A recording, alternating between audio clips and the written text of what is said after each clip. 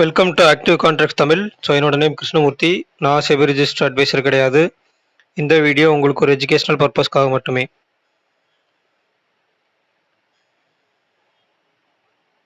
So market வந்து ஒரு implied volatility ஹையாக இருந்தால் ஒரு ஹைலி வாலட்டைல் மார்க்கெட் இருக்கும் அப்படின்னு சொல்லி நம்ம சொல்லியிருந்தோம். அப்போ இன்னைக்கு ஓப்பன் ஆன இடத்துல இருந்து ஒரு டவுன் வந்து அகைன் அப்போ போய் திருப்பி ஓப்பன்லேருந்து சப்போர்ட் எடுத்து அகைன் அங்கனுக்குள்ளே முடிச்சுக்கிறாங்க. ஸோ ஒரு ஹை வாலட்டிலிட்டி இருந்திருக்கு மார்க்கெட்டில், சரிங்களா? அதுதான் அந்த ஐவி அதிகமாக இருக்கிறதுக்கு காரணம். ரெண்டாவது, அந்த ஏடிஎம்ல இருக்கக்கூடிய ஆடட் ப்ரீமியம் அப்படின்றது ஹையாக இருந்துச்சு. ஸோ அந்த ஹை ஆடட் ப்ரீமியத்தை டிகே பண்ணணும் அப்படின்னா மார்க்கெட் வந்து ஒரு ஹை வாலட்டிலிட்டிக்குள்ளே கொண்டு போவாங்க. அப்படி கொண்டு போனால் தான் call side and put side ரெண்டு சைடுமே ஈக்குவலாக ஓரளவுக்கு டிகே பண்ண முடியும், சரிங்களா? அதே மாதிரி இப்போ இந்த சினாரியோ பேஸ்டு அனாலிசிஸில் வரலாம். அப்போ ஒரு எஸ்டர்டே ஹை நியர்பை வந்துட்டு திரும்பியிருக்காங்க, அதாவது ஓப்பனுக்கு மேலே வந்து கொஞ்சம் நேரம் சஸ்டெயின் பண்ணிவிட்டு ஓப்பனுக்கு கீழே வந்துட்டு எஸ்டர்டே ஹையை டச் பண்ணி போயிருக்காங்க. அப்போ அந்த எஸ்டர்டே ஹையை ரீச் பண்ணாமே ஓப்பனுக்கு மேலே போயிட்டாங்க அப்படின்னா நம்ம ஆல்ரெடி ஒரு சினாரியோவிலே சொல்லியிருந்தோம் பழைய வீடியோஸ்லேயே. ஒரு அதாவது ஓப்பன் இந்த இடத்துல இருக்குது, ஒரு எஸ்டர்டே ஹை இந்த இடத்துல இருக்குன்னா எஸ்டர்டே ஹைக்கு வராமல் திருப்பி போய் ஓப்பனை கட் பண்ணுறாங்க அப்படின்னாலே சப்போஸ் இங்கே என்ட்ரி ஆனவங்க எல்லாத்துக்குமே ஸ்டாப் லாஸ் அப்படின்றது இங்கே தான். அப்போ எஸ்டர்டே ஹை தான். அப்போ ஒரு இம்ப்ளைடு வாலட்டிலிட்டி ஹையாக இருக்கும்போது, ஹை இம்ப்ளைடு வாலட்டிலிட்டி இருக்கும்போது நம்மளுடைய ஸ்டாப் லாஸஸும் ஹையாக தான் இருக்கணும். அதை முதல்ல தெரிஞ்சுக்கணும். ஸ்டாப் லாஸும் ஹையாக தான் இருக்கும். ஸ்டாப் லாஸ் யார் வைப்பா? நம்மளாக வச்சுக்கிறதுன்னு நினைப்போம். நம்ம வச்சுக்கிறது கிடையாது. ஸ்டாப் லாஸ் அப்படின்றது மார்க்கெட் கொடுக்கறது. மார்க்கெட் கொடுக்கறது தான் ஸ்டாப் லாஸ். ஏன்னா மார்க்கெட்டில் ஒரு ஆல்ரெடி ஒரு ஹையோ ஒரு லோவோ இல்லை அதுக்கு முந்தைய நாள் லெவலான எஸ்டர்டே ஹை, எஸ்டர்டே லோ, ஒரு ப்ரீவியஸ் க்ளோஸ், இல்லை அடுத்த நாள் ஓப்பன், இந்த மாதிரி லெவல்ஸ் தான் அங்கே வந்து ஒரு இல்லை அன்னைக்கு ஓப்பனுக்கு கீழே வச்சுட்டு ஒரு லோ வச்சு ஓப்பனை கட் பண்ணால் அந்த லோவாக இருக்கட்டும், இதுதான் வந்து ஸ்டாப் லாஸ். இதை தவிர்த்து நம்ம போய் வந்து மார்க்கெட்டில் கால்குலேட் பண்ணி வைக்கணும். இதுக்குள்ளே எவ்வளவு பாயிண்ட்ஸ் இருக்குது, அப்போ நம்ம இருக்கக்கூடிய டெல்டாவுக்கு எவ்வளவு ஸ்டாப் லாஸ் வைக்கலாம். ஸோ அந்த ஸ்டாப் லாஸ் வந்து நம்மளுக்கு கன்வீனியன்ட்டா இல்லை அப்படின்னா அது அந்த ஸ்டாப் லாஸ் அப்படின்றது நம்மளுக்கு என்ன ஆகுது? ஸ்டாப் லாஸ் தான் ரிஸ்க். அப்போ அந்த ரிஸ்க்கை குறைக்கணும்னா ரிஸ்க்கை எப்படி மேனேஜ் பண்ணணும்னு தெரியணும். அப்போ ரிஸ்க்கை குறைக்க தெரியணும். ஒரு ஹெட்ஜ் பண்ணியோ இல்லை ஒரு ஸ்ப்ரெட் பண்ணியோ ஒரு ஹெட்ஜை வந்து ஸ்ட்ராட்டஜி போட்டு குறைக்க தெரியணும். அப்படி தெரிஞ்சிச்சு அப்படின்னா உங்களுக்கு ரிஸ்க் மேனேஜ்மெண்ட்டும் தெரியும்னு அர்த்தம். அப்போ ஓரளவுக்கு பெரிய ஸ்டாப் லாஸாக இருந்தாலும் அதுக்குள்ளே இருக்க ரிஸ்க்கை, அந்த பெரிய ரிஸ்க்கை சின்னதாக குறைச்சிட்டு அப்புறமா நம்மளுடைய என்ட்ரி அண்ட் எக்ஸிட்டை வச்சுக்கலாம். இப்படித்தான் பிளான் பண்ணணும், சரிங்களா? அப்போ ஒரு மிகப்பெரிய ரிஸ்க் இருக்குது இந்த இடத்துல அப்படின்றப்ப அந்த ரிஸ்க்கை குறைக்கணும். ரிஸ்க்கை குறைச்சிட்டு நம்மளுக்கு கொடுத்த டைரக்ஷன், நம்மளுக்கு என்ன டைரக்ஷனில் போகும்னு நம்ம ப்ரெடிக்ட் பண்ணி வச்சுருக்கோமோ அந்த டைரக்ஷனில் போயிடுச்சு அப்படின்னா ரிஸ்க்கும் கம்மி, அதே சமயம் ரிவார்டும் கம்மி. இல்லை பிளைண்டாக வந்து நம்ம ரிஸ்க் இல்லாமல் டைரெக்டாக பெரிய ரிஸ்க்காக இருந்தாலும் நம்ம பிளைண்டாக போயிட்டோம், ஒன் சைடாக ஒரு ஹெட்ஜே இல்லாமல் ஒரு ஸ்ட்ராட்டஜியே இல்லாமல் போகிறோம் அப்படின்னா அந்த இடத்துல ரிஸ்க் ரொம்ப ரொம்ப அதிகம், ரிவார்டும் அதிகம்தான். அப்போ ரிவார்டு அதிகமாக இருக்கும் அப்படின்ற ஒரு அதிகமாக தேவைப்படும் அப்படின்னு போகிறீங்க அப்படின்னா எனக்கு ரிவார்டுனா நிறைய வேணும் அப்படின்னு நினச்சி போகிறீங்கன்னா பின்னாடி ரிஸ்க்கும் அதிகமாக இருக்கும் அப்படின்றத யாருமே பார்க்கறது கிடையாது. நீங்கள் எவ்வளோக்கு எவ்வளோ ரிவார்டு அதிகமாக வைக்கிறீங்களோ அந்த அளவுக்கு உங்களுக்கு ரிஸ்க்கும் அதிகம். ஸோ இதை புரிஞ்சுக்கிட்டு ட்ரேட் பண்ணணும். அதுவும் இந்த மாதிரி ஹை இம்ப்ளைடு வாலட்டிலிட்டி உள்ள மார்க்கெட்டில் வந்து ரிஸ்க்கும் அதிகம், ரிவார்டும் அதிகம். அப்போ அந்த ரிஸ்க் பெருசாக இருக்குது அப்படின்ற பட்சத்தில் யாரெல்லாம் அந்த பெரிய ரிஸ்க் எடுக்கிறதுக்கு நீங்கள் தயாராக இல்லையோ அவங்கெல்லாம் இந்த மாதிரி மார்க்கெட்லேருந்து கொஞ்சம் ஒதுங்கி ஜஸ்ட் வாட்ச் பண்ணுறது ரொம்ப ரொம்ப நல்லது, சரிங்களா? அப்போ இன்றைக்கி என்ன கொடுத்துருக்குறாங்க, ரெண்டாவது நம்மளுக்கு டேட்டா, நம்ம இந்த ஏடிஎம்மில் எந்த அளவுக்கு முடிச்சிருக்காங்க அப்படின்றத பார்க்கலாம். நம்ம என்ன சொல்லுது, நேற்றுக்கு கால்குலேஷன் படி கிட்டத்தட்ட நம்மளுக்கு ஒரு 600 பாயிண்ட் வந்துருந்தது, சரிங்களா? அப்போ இதுவே இன்றைக்கே எடுத்துக்கலாம். கிட்டத்தட்ட 23,500ன்னு நம்ம எடுத்துப்போம். 500 call option, 500 call option and put option எவ்வளோ ஆச்சு? கிட்டத்தட்ட 353 பாயிண்ட் தான். அப்போ 610 பாயிண்ட் நேற்று சொன்னதில் 353 பாயிண்ட் இருக்குது அப்படின்னா கிட்டத்தட்ட எவ்வளோ ஆச்சு நம்மளுக்கு?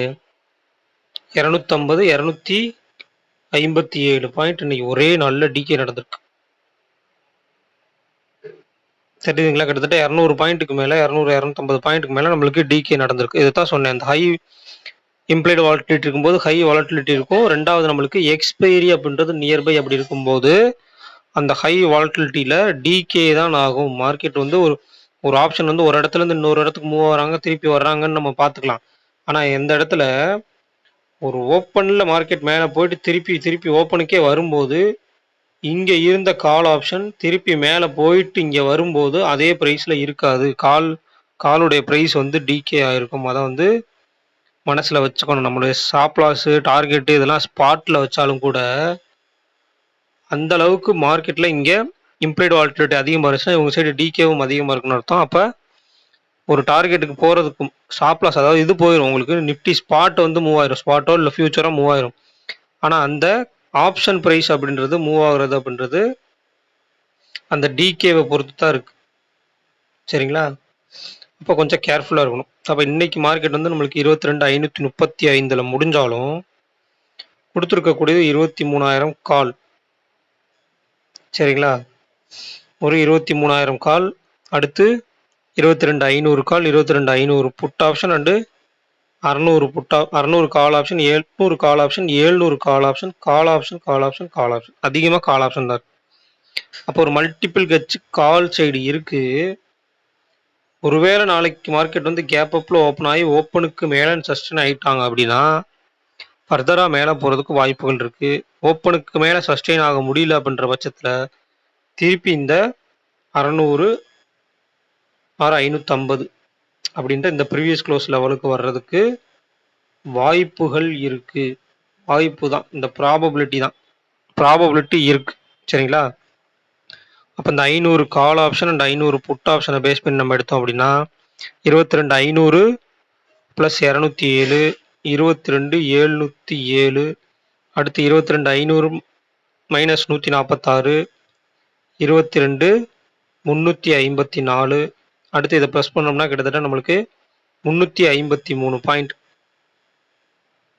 சரிங்களா? அப்போ 22,500 ப்ளஸ் 353னா 22,853, அடுத்து 22,147 நியர்பை. அப்போ இதுதான் வைடஸ்ட் எட்ஜ், இது ஷார்ட்டஸ்ட் ரேஞ்ச். அப்போ இந்த ரேஞ்சுக்குள்ளே நாளைக்கு இம்ப்ளைடு வாலட்டிலிட்டி இதே மாதிரி சஸ்டெயின் ஆகணும்னா இந்த வைடஸ்ட் ரேஞ்சுக்கும் மேலேயோ கீழேயோ போயிட்டு வர்றதுக்கு வாய்ப்புகள் இருக்குது. இல்லை இந்த ஷார்ட் ரேஞ்சிலே ஒரு எட்ஜில் திரும்பிட்டாங்கன்னா அடுத்த ஷார்ட் ரேஞ்சுடைய பாட்டமோ ஒருவேளை பாட்டமில் திரும்பினா டாப்பில் இல்லை டாப்பில் திரும்பினா பாட்டம் வரைக்கும் வந்து அதுக்கு கீழேயும் பிரேக் பண்ணி ஒரு ப்ரீமியம் டிகே அப்படின்ற ஒரு விஷயத்த கொண்டு போகும். அப்போ உங்களுக்கு ஏடிஎம்ல எவ்வளோ இருக்குது இன்றைக்கி நம்ம கணக்குக்கு 353 பாயிண்ட். இவங்க நாளைக்கு சாயங்காலம் 3:30 மணிக்கு ஜீரோ ஆகணும். கிட்டத்தட்ட 3 மணி 3:15 அவங்க 3 மணிக்கே மேக்ஸிமம் ஜீரோ ஆயிடுவாங்க. இந்த ஏடிஎம் ஸ்ட்ரைக் ப்ரைஸ் அப்படின்றதுல ஜீரோவாக இருக்கணும். சரிங்களா? இந்த இடத்துல எடுத்துக்கலாம். உதாரணத்துக்கு ஓடிஎம்லேயே நம்ம எடுத்துட்டோம்னா 500 புட் அண்ட் 600 காலில் 146 கிட்டத்தட்ட 292 பாயிண்ட் இருக்காங்கன்னா அந்த 292 பாயிண்ட்டும் நம்மளுக்கு ஜீரோ ஆகணும். ஸோ அதுக்குண்டான மூவ்மெண்ட் நடக்கணும்.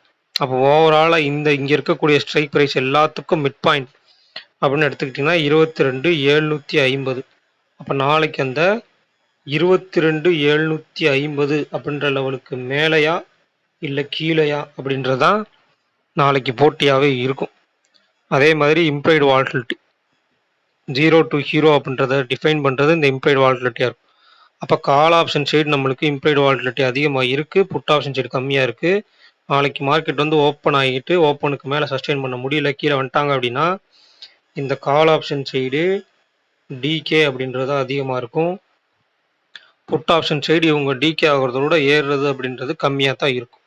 இவங்க உதாரணத்துக்கு இவங்க ஒரு 50 பாயிண்ட் டிகே ஆகிட்டாங்க அப்படின்னா இவங்க ஒரு 35 to 40 பாயிண்ட் தான் ஏறுவாங்க. அதுக்கு மேலே அவங்களால ஏற முடியாது.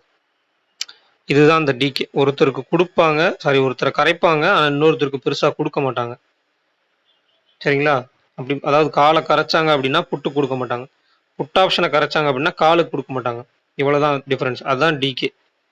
சரிங்களா? மார்க்கெட்டில் மூவ்மெண்ட் வந்து ஒரு சேர இருந்தால் பாயிண்ட்ஸும் ஒரு சேர நம்மளுக்கு ரன் ஆகணும்லாம் கிடையாது. சரிங்களா? கால் ஆப்ஷன் ஒரு பாயிண்ட் ஏறுனா புட் ஆப்ஷன் ஒரு பாயிண்ட் இறங்கணும் அப்படின்றது கிடையாது. புட் ஆப்ஷன் 2 பாயிண்ட் கூட இறங்கலாம். ஸோ இந்த டிஃப்ரென்ஷியேட் ஆகிறத நீங்கள் புரிஞ்சுக்கணும். என்ன பண்ணுறாங்க அண்டர்ஸ்டாண்ட் பண்ணி டெய்லியுமே நீங்கள் டேட்டாஸ் எடுத்து இந்த மாதிரிலாம் சினாரியோ இப்போ ஒரு ஹை இம்ப்ளைடு வாலட்டிலிட்டி சினாரியோவில் எப்படி ஒர்க் அவுட் ஆகுறாங்க, எப்படி எப்படிலாம் அவங்க ரேஞ்ச் வந்து டிஃப்ரென்ஷியேட் ஆகி போகிறாங்க அப்படின்றத தெரிஞ்சுக்கணும். அடுத்து நம்மளுக்கு 50 பேங்க் நிஃப்டியில் வந்து 50 500 put option and 52,000 call option, 51,000 call option, 50,000 put option. அப்போ கிட்டத்தட்ட நம்மளுக்கு என்ன இருக்குங்க, 50,000 புட்டு 51,000 கால், மிட் பாயிண்ட் 50 500 அப்படின்ற இடத்துல ஒரு ஸ்ட்ராடல் இருக்கிறது. அப்போ 50 500 கால் ஆப்ஷனுடைய க்ளோஸ் 1094, புட் ஆப்ஷனுடைய க்ளோஸ் 836. ஸோ இதை கால்குலேட் பண்ணிங்கன்னா ஒரு ரேஞ்சு கிடைக்கும், ஒரு short range top and short range bottom. ரெண்டாவது நாளைக்கு நம்மளுக்கு பேங்க் நிஃப்டி எக்ஸ்பைரி கிடையாது, நிஃப்டி தான் நம்மளுக்கு எக்ஸ்பைரி. அப்போ bank Nifty side implied volatility எந்த பக்கம் ஒர்க் ஆகுறாங்க, மார்க்கெட் அவங்களுக்கு சாதகமாக இருக்காங்களா, சாதகமான டைரெக்ஷனில் மேலேயா இல்லை கீழே இருக்காங்களா அப்படின்றத பார்த்துட்டிங்க அப்படின்னாலே அங்கே நிஃப்டியில் ஓரளவுக்கு சப்போர்ட் பண்ணுறக்கூடிய வாய்ப்புகள் இருக்கும். ஸோ இதெல்லாம் கொஞ்சம் கேர்ஃபுல்லாக பார்த்துக்கணும். ஸோ இந்த வீடியோ பிடிச்சிருந்துச்சி அப்படின்னா லைக் பண்ணுங்கள், ஷேர் பண்ணுங்கள், சப்ஸ்கிரைப் பண்ணுங்கள். மறக்காமல் உங்கள் கருத்துக்களை வந்து கமெண்ட் செக்ஷனில் கமெண்ட் பண்ணுங்கள். நன்றி, வணக்கம்.